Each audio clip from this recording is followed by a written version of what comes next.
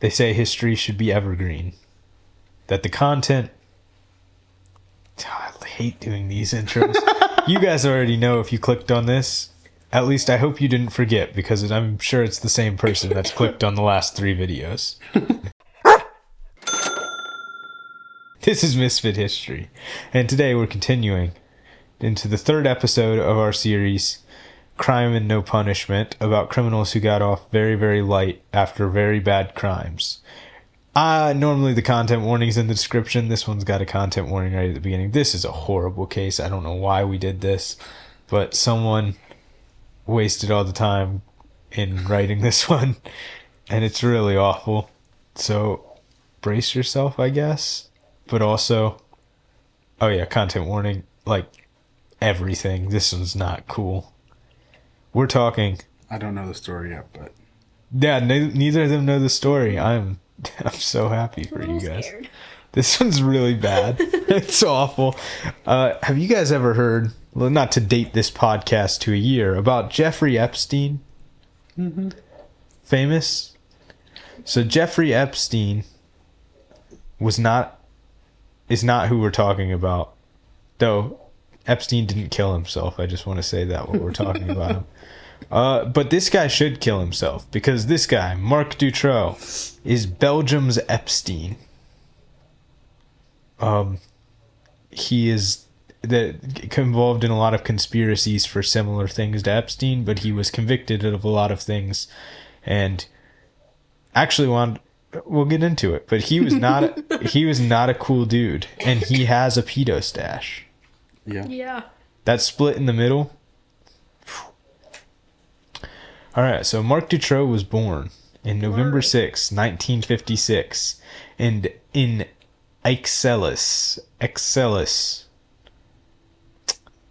wherever that is, like however to say that. Yeah. It's so his parents were a teacher, Victor Dutroux, and his mom was Janine, who was also involved in education.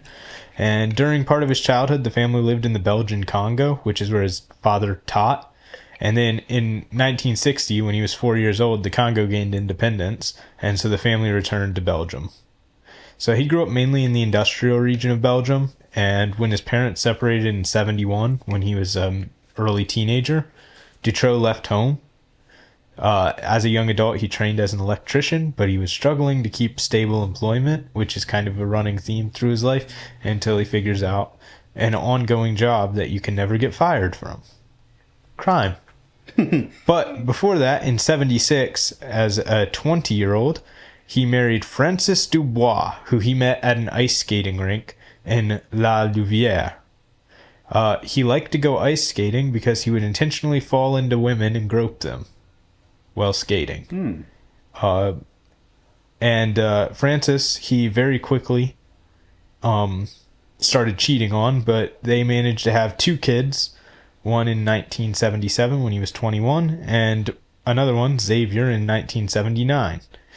So he was not faithful to her probably for a second of this time, but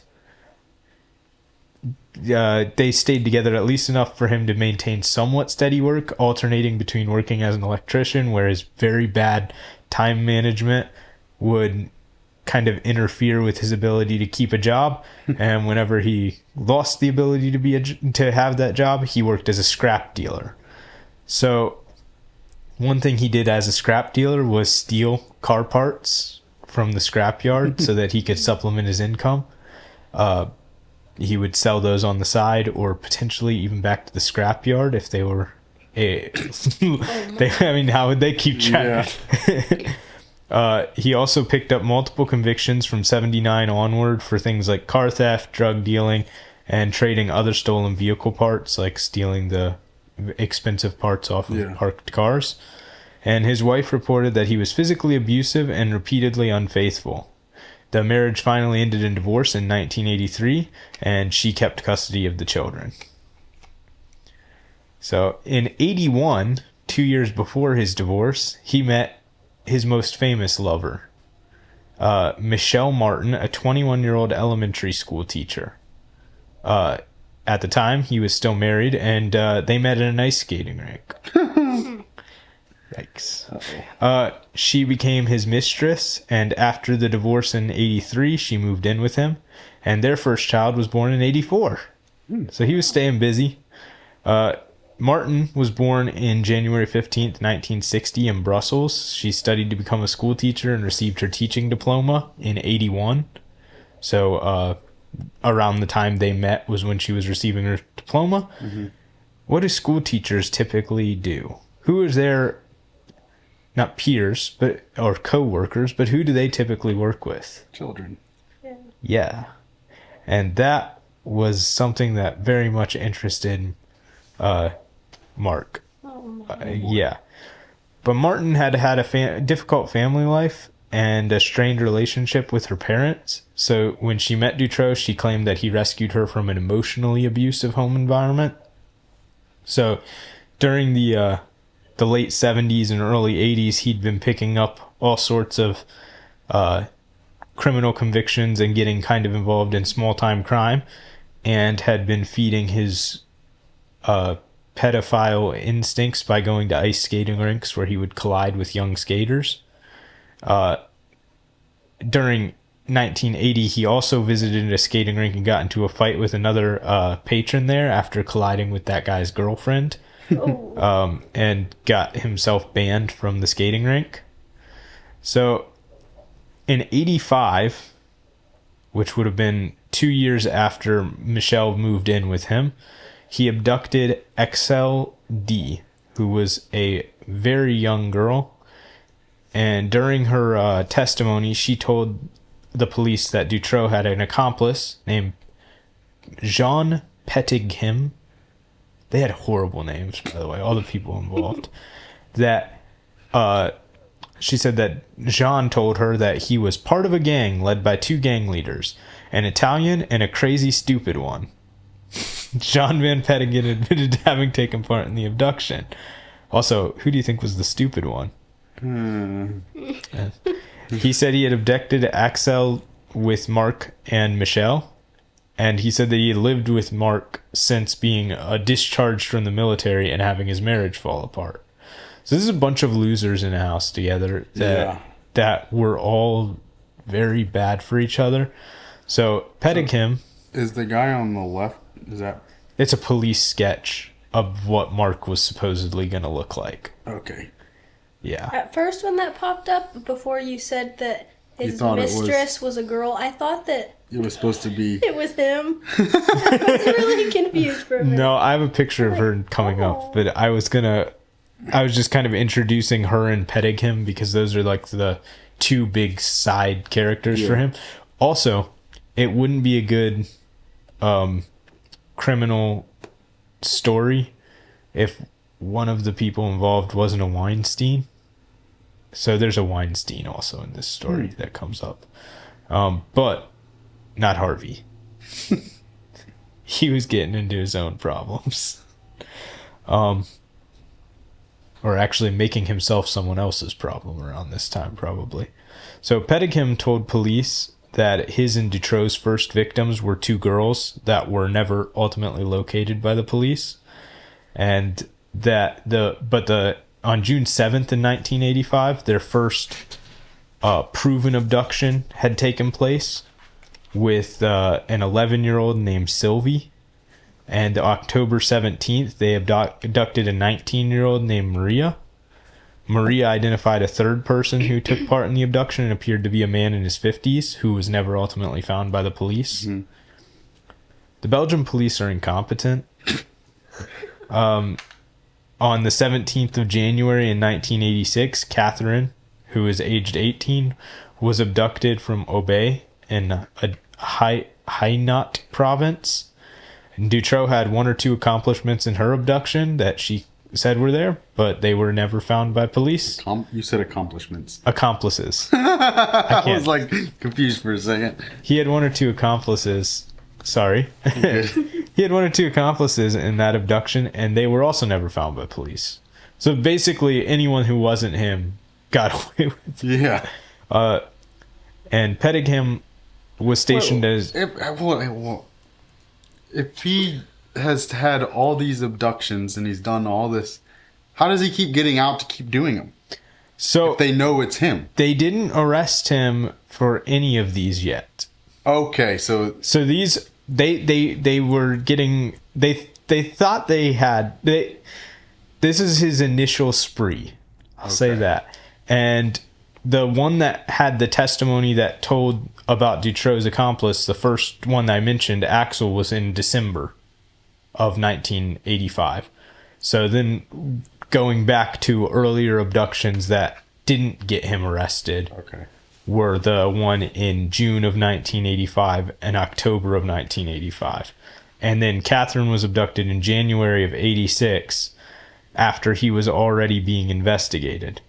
Another person that he abducted in December, the same week as when he abducted Axel, he was very busy. Was in December 18th. So 4 days after Axel was abducted, he abducted a 15-year-old named Elizabeth. And she said that they filmed her naked and took pictures of her after locking her up. So he had kind of run his course here. And at the beginning of 1986, finally, Martin Dutroux and Pedophile were arrested. This was... Again, the police were incompetent. These girls were giving descriptions. Put out a photo that was a pretty good photo. Like that, the drawing matched pretty well. Yeah. And the way they caught him, Dutroux wasn't necessarily the idiot. It was Pedophile.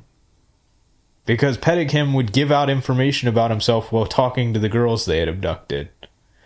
And so that was enough for the police to identify him. And from him, they were able to get...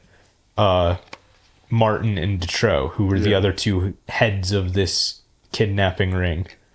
So both were in custody for 3 years before the police actually put together enough evidence to take them to trial. And while in custody, Dutroux and Michelle Martin, who's the person you see on the left, got married. Oh. December 16th, 1988. How do you get married in custody? Ted Bundy got married in custody. Really? And the person he married was not in jail. Yeah, it's like too much about that story. We could do some stereotyping on that. Have you guys seen the movie? It's pretty good, right? It's really good. We just dated it again. The point we're at in time right now.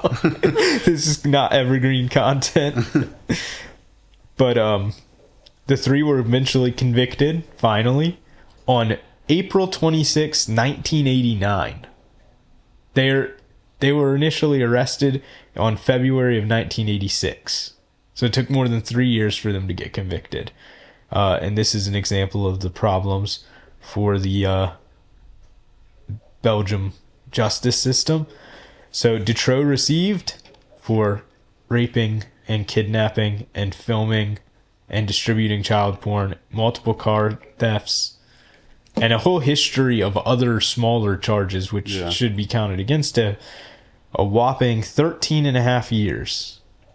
Pedophile, who was involved in all of this as well, and kidnapped multiple children, received a brutal 6.5 years. And Michelle Martin, who was also a kidnapper for all these kids, and a school teacher at the time, received a whopping 5 years. Bruh. Dutroux was also convicted for the brutal robbery of a 58-year-old woman, which was committed with other accomplices, including Pedophile. Besides Pedophile and Dutroux, none of their accomplices were found. So they... Then we're going to bring in another character, Melchior Wethelet, who was the Belgian Minister of Justice. The name for someone who was probably a pedophile. Apparently, yeah. Because Melchior ordered that Dutroux should be granted early release, despite the advice of both the prosecutor and the psychiatrist who examined him in prison, as well as his own mother, all of whom said that Dutroux remained extremely dangerous. Also, while in jail, Dutroux... So what was this guy's position? Like, he was the Minister of Justice. Oh. Yeah, he was very important. But we'll get into some of the conspiracy theories about Dutroux to end the episode, because there are a lot about why this was so poorly done. Also, while in jail, he convinced a health professional that he was disabled due to mental illness. And from there, he was able to collect $1,200 a month in payments from the government to help subsidize him in public assistance. He also convinced them that he needed sedatives for sleeping problems. Bruh. Where do you think those sedatives went? He used those to sedate his victims. Using the extra money he had rolling in, he owned 7 small houses, which he mostly kept vacant, and then used 3 of them to torture people he kidnapped in the future. So, wait. This is after he was released? After he was released. Oh my word. This is why this one doesn't fit the other 3 that are ultimately going to be in this series. You'll have heard 2 of them if you follow the show. Listeners, the 4th one also fits the other ones, which is very limited punishment. This one does end with a punishment, but I thought this one belonged because he got a punishment so light and then went back out and was worse. Yeah. Like, it was not awesome. So, yeah, I guess I should have detailed. He was released on the orders of the Minister of Justice after only serving 3 years. In April was of going to be my next question. How long was he in? Only 3 years. April of 1992, he was released, and decision was approved, even though even his own mom was like, "This guy, don't let him out." And the properties he acquired, he started putting in hidden like dungeons into where he could keep people. And despite him owning 7 houses, he stayed on state assistance and was able to collect money that way. How? And free drugs, because the conspiracy theories are probably true that Belgian politicians were pedophiles. And actually, let me phrase that, make it a little more general. Politicians are pedophiles. And he was a supplier of people and images that they wanted. So in one of these houses, which you can see there, he constructed a hidden dungeon hidden behind a shelving unit. Yeah. So here's the rough part.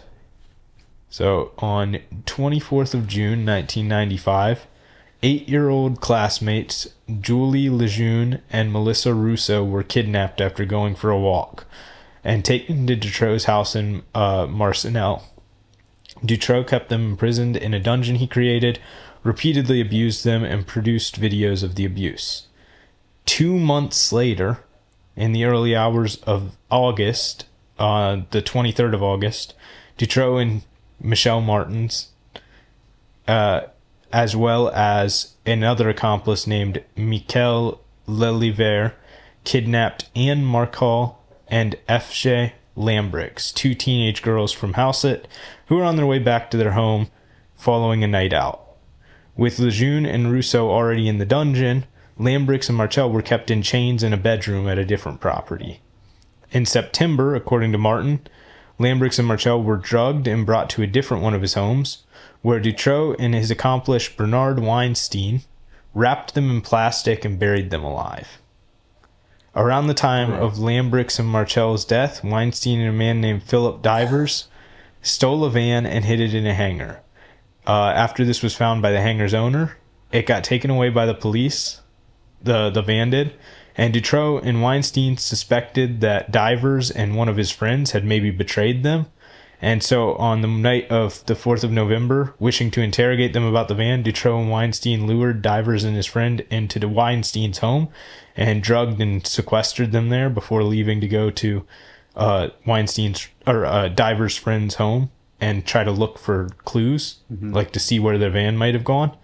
There they found Divers' friend's girlfriend, who they took back with them again, kidnapped her and questioned her, before leaving again to pick up another person who was unknown. During that time, the girlfriend escaped. So she was able to alert a neighbor and who called the police. Now, Dutroux was not wanted by the police at this time. Only Weinstein was. So Dutroux realized if he could get rid of Weinstein, the police wouldn't even be looking for him, even though there were multiple girls, at least 4 at this point, who had gone missing, because he had 2 that he still had imprisoned for... Yeah. At this point, it would have been 4 or more months that he had kept the 2 8-year-olds imprisoned in the dungeon in one of his basements, and the other 2 who he had kidnapped and then killed, who were like 18 and 19 respectively at the time. And Dutroux had been convicted of being a child rapist previously and had kidnapped multiple other people, but they weren't looking at him. But Weinstein was already wanted, so Dutroux decided to do the only logical thing he could to his bestie creep loser pal, and he decided to kill him as well. So after kidnapping all these other people, who Weinstein helped him kidnap, Dutroux kidnapped Weinstein and held him in the dungeon at one of his houses. During this time, he ended up letting out Lejeune and Rousseau to roam about his house, but he wouldn't let them leave the house. Those are the 2 little girls. And then he went to Weinstein and fed him food laced with Rohypnol and placed hose clamps around his testicles and tortured him until Weinstein told him where he kept all his money. Dutroux then buried Weinstein alive and smothered him to death, and then went and stole Weinstein's money. Dutroux had been recognized, though, by Diver's friend in taking Diver's van. And Divers, who had no idea that Weinstein had been murdered or that all of these other people had been kidnapped, said, well, Dutroux took my buddy's van. It's that guy there. He took my buddy's van. And so Dutroux got arrested for vehicle theft in 1995. This was in December. And so, according to Dutroux and Martin, Lejeune and Rousseau were still alive because they'd been kept in the basement dungeon. Yeah. But now, Dutroux was going to jail for stealing these cars while they were still in the dungeon in his basement. And Michelle Martin, the really ugly lady from a couple pictures ago, she decided that she forgot to go to the dungeon, and so Lejeune and Rousseau starved to death in the dungeon while Dutroux was in jail. According to him, they died 1 day and 4 days after his release. Really? Yeah. He said then later in his trial he changed his story and said they died while he was already in jail. While he was still in jail, they had already died. And that would, because he thought that somehow made it better after kidnapping 2 8-year-olds. How long was he in jail? So he was in jail in December and released in March. Yeah. And they were locked up from the time they got kidnapped, which was in June of 1995. So they were locked up from June to potentially March. Yeah, but how long? So he was locked up. Yeah, but you don't know what they would have had in there with them. Guess. Like, they might have had enough to survive for a little while. And maybe Michelle fed them a few times and then stopped going. Or also, we're dealing with a very unreliable narrator in terms of he's a liar, she's a loser. Like, these are really lousy people. And yeah, they're... So now, though, he was missing the 2 people he was using most for his pedophile ring at this point. So he buried their bodies in the garden of a different house he owned and went and kidnapped. And this is very quick after, by the way. He was released in March, and in May, him and Michael Liliviere kidnapped a 12-year-old named Sabine, who was on a bike when they kidnapped her. So she ended up describing her time in captivity and said that she spent most of the time in the dungeon and was starved, beaten, and raped by Dutroux and his accomplices. So back to the police's incompetence. Dutroux was arrested for stealing a car. And again, it should have been the first suspect in a bunch of kids disappearing around the area and around Weinstein, and none of the police put together that the van that was stolen was the van that was involved in all these kidnappings, and all of this is very poorly planned by him. He was not a criminal mastermind. He was an idiot. The police went so far as to search his house in Marcinelle in December, right after he got arrested. Not because they thought he was a pedophile, though. He got arrested and they searched his home to see if there was any evidence of any other crimes. And officers reported that they had heard children's voices through a wall, but assumed that it was coming from kids playing outside. Bruh. And so that would have been when those two girls were still alive in the dungeon. Because that was December 1995. That was right after he got arrested. Yeah. And they starved to death afterwards at some point. And they were in the hidden cell behind that shelf. And so they could hear them calling for help while they searched the house, and thought that it was other kids outside playing. The room never got opened or discovered during the search by the officers. Well, obviously the room never got opened, or they would have been okay. Then, in August, after their May kidnapping, Dutroux and Lelivière again kidnapped someone else, a 14-year-old named Laetitia, as she was walking home from her local swimming pool. An eyewitness, Benoit Tenant, don't know how to say either, Benoit probably. Yeah. Tenant, I don't know, it's Belgium or French. Either or. Greatly helped the search, and noted Dutroux's van, described it, and was able to identify part of the license plate. And yeah, he drives a pedophile van. Really? Like a kidnapper van, don't take candy from strangers van. And yeah, he was able to sedate all these people because the government was paying for his sedatives. Was giving him sedatives on request. That's awful. But 4 days after this kidnapping, and that's way quicker than a lot of the other stuff that's happened, but it still took 4 days after an eyewitness saw them kidnap someone, and before their van was and knew their van's license plate number before police went after them. And Dutroux, Michel Martin, and Lelivière were arrested. An initial search of Dutroux's houses proved inconclusive, but then Lelivière confessed. And the same day, Dutroux led the police to the basement dungeon inside, where he had two people imprisoned, the two girls they had just abducted. Not just abducted. The one had been abducted in May, and this was in August. So she had been there for months. They found none of these people. They were locked away for... It wasn't like they kidnapped... kidnapping is typically you get found very quickly. Yeah. And if you're not found very quickly, it's usually because the victim was killed. They just kept people in prison for months at a time, and even almost a year in some cases, and had no one... The police never found them. Wow. Even though they searched the house the people were kidnapped, who had been kidnapped were held. So the girls were rescued. Also, that's they were kidnapped with a witness who saw them, and it took several days before the police were able to find them still. Because the police were very bad in handling this situation. So... On the 17th of August in 1996, Dutroux led the police to his home, to a different home, and they were able to locate and dig up the bodies of Lejeune, Rousseau, and Weinstein.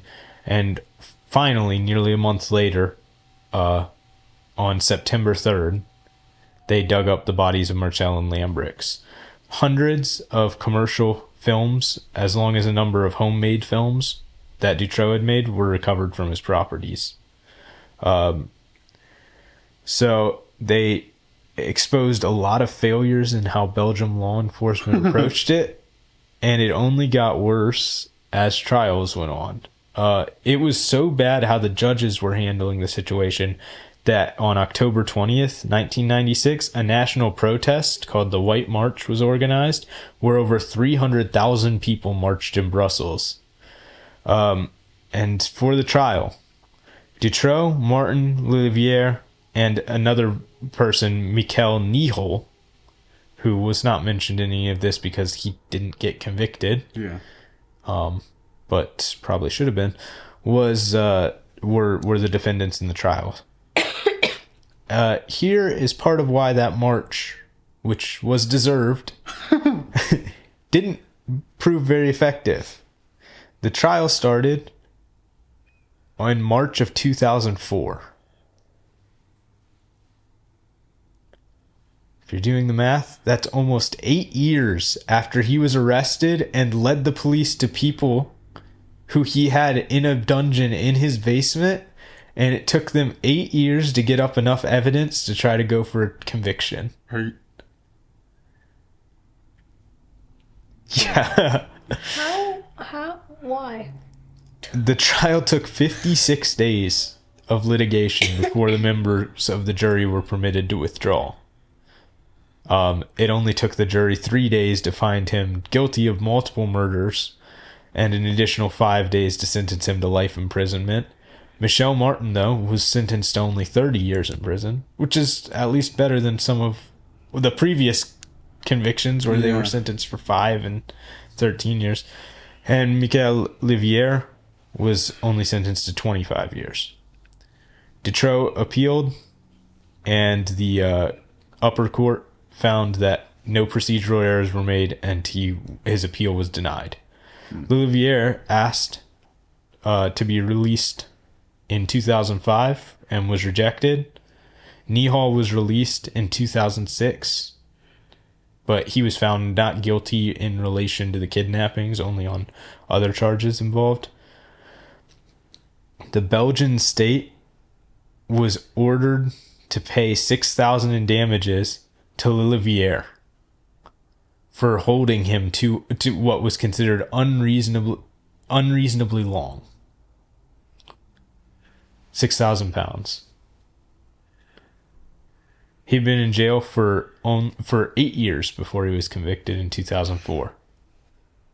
Now, thankfully, some justice was served because he had to give that money to the people he kidnapped.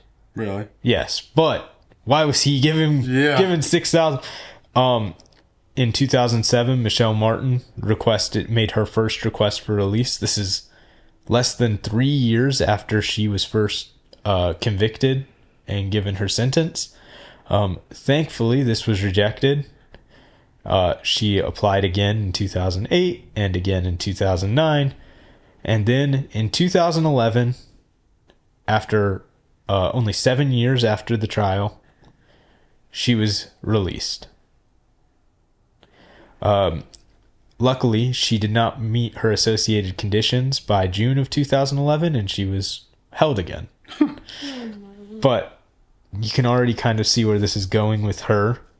So Dutroux was denied his penal leave, which would let you leave the prison for 1 day and 1 night every month, because they thought he was still a danger to society, which he definitely was. He literally went to jail, got out, and immediately started kidnapping people, like less than a month after getting out. And in July of 2012, the criminal court decided to release Michelle Martin. She went to a monastery in Milan. It's not the Milan that is the famous Milan. And the public prosecution service was appealing to try to stop this. There were protests over this, but ultimately the Supreme Court overruled all of that and said that Martin could leave. And she left in 2012, despite being involved in the murder of at least 5 people and the kidnapping and rape of at least double-digit children and teenagers. So I want that picture you see was taken in 2022 of her out in public. Wow. Where she had been free for more than 10 years. Meaning she had been free for longer than the 2 girls that she forgot to feed were alive in there until they were murdered by her and Dutroux. Dutroux has served since 2004 as a convicted criminal and currently has still not been released. 3 psychiatrists have said that he is a psychopath who has no remorse for victims and is a maximum risk with high chance of reoffending. So hopefully he never gets back out. But Michelle Martin is unconditionally released, no longer on probation. And as of 2022, she has no conditions. She doesn't have to check in with a parole officer. She's, for all intents and purposes, a normal citizen. She's been out for more than 10 years under conditions. And she basically got nothing after her and Dutroux got absolutely nothing for their first round of kidnappings. So some of the reasons why the government is thought to be, at one point there was a spaghetti dinner for some of the victims, and one of the legal officials attended, who was going to be involved in the prosecution of Dutroux. This is partially why it took 8 years after he was caught as red-handed as you could be. Yeah. By the way, this is my house where I have a secret dungeon with people in it and the dead bodies of other people I kidnapped earlier buried in the backyard. And it still took 8 years to get him a trial and a conviction.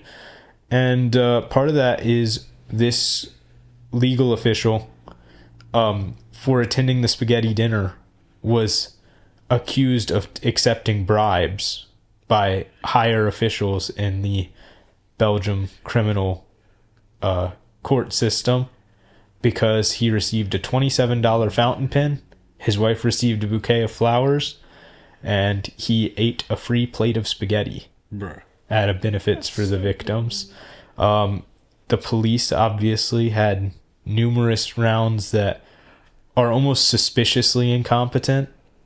I don't know if you've ever walked in the basement of a house and heard someone yelling for help. It usually doesn't quite sound like kids playing outside across the street. Like, at all. Yeah. And were they actually, like, saying help? I'm sure they weren't just saying, "Tag, you're it." Yeah. I feel like if you hear kids saying help, regardless of if you think they're outside or not, you should look. The kids were probably used to people being in the house. Potentially, but he didn't. So you don't know. They could have been just talking because they were just used to people being in the house and they had no idea that it was the police. Potentially, but the only people that they typically... Because also the police weren't calling out. They weren't looking for anybody. No, but I don't know that they would have been used to people being in the house. Because remember, he had 7 houses so he could hide people. Yes, but I'm saying like they were used to like people coming every once in a while. Like, yeah. If you're wondering about his total victim count, it started in October of 1985, abducting and raping Sylvie. She was 11. He, same month, also abducted and raped Maria, who was 19. Elizabeth, who was 15, was abducted and raped in December of 1985.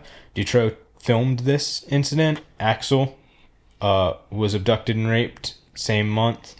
In January of 1986, Catherine, who was 18, was abducted and raped.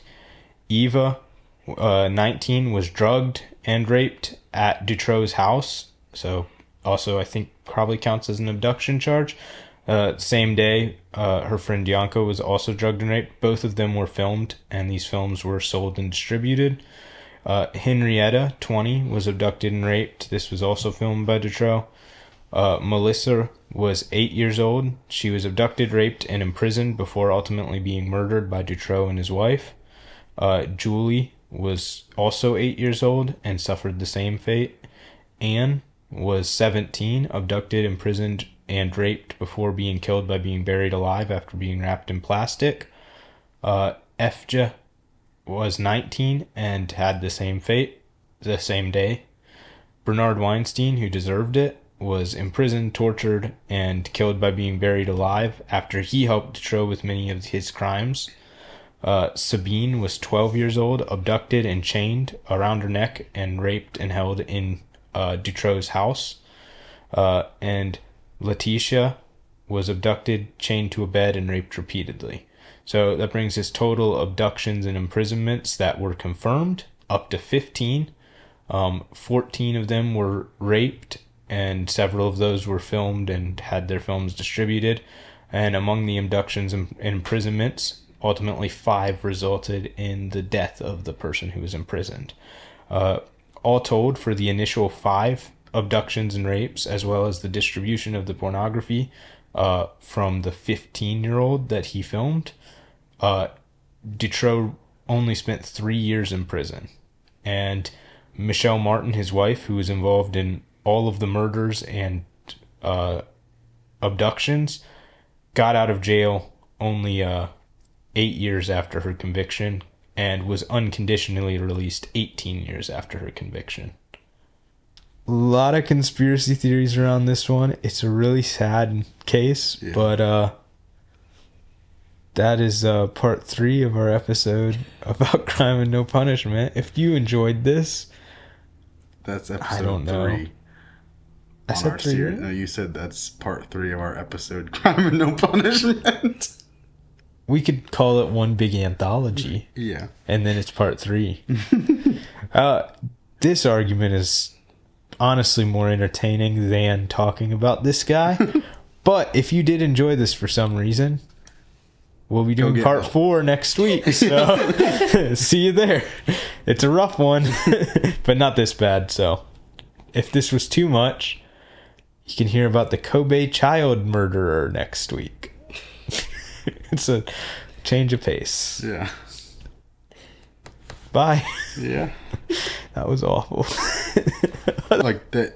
I'm sure they were used to people coming. Yes. And not saying hi. You were keeping that sentence going. Never mind. That was a horrible joke. This is not the time.